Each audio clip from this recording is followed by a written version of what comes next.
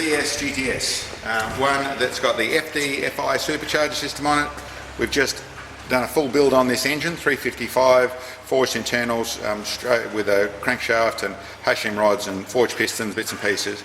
Custom roller camshaft when the car already had a bit of headwork. We've fitted this FDFI system with the throttle body over to the side. Ran this little Holly adapter plate to be able to kick the throttle down a little bit, then make a custom air cleaner over the side there to make it all fit. You'll see that it does have a hole in the bonnet. On the other side, we've just got this customised VN Group A spoiler, so the car looks pretty close to stock with the spoiler on the top of it.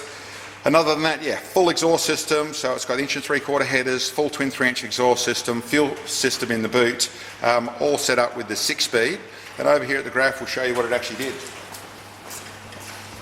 Okay, over here at the graph, you see that red one is the power graph that it was at. It was making just under the 350 horsepower at the tyres in a built 355 engine with other bits and pieces in it. So now it's changed to a compression ratio and camshaft and studs and everything with a 4-bolt main to suit the supercharging, and at moderate boost, so we're just over 13 pounds, we've got just under the 570 horsepower at the tyres, and really the big increase is down the bottom here. See back down here at 2000 revs, we've got more than double the horsepower.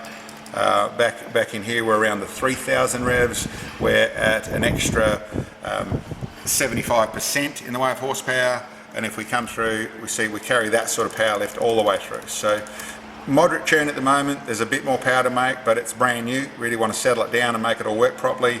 Yeah, this thing should go really well on the road. We'll do a little bit more of a video so you can see the whole car, but a pretty good start for the Harrop FDFI on this 355 VS GTS.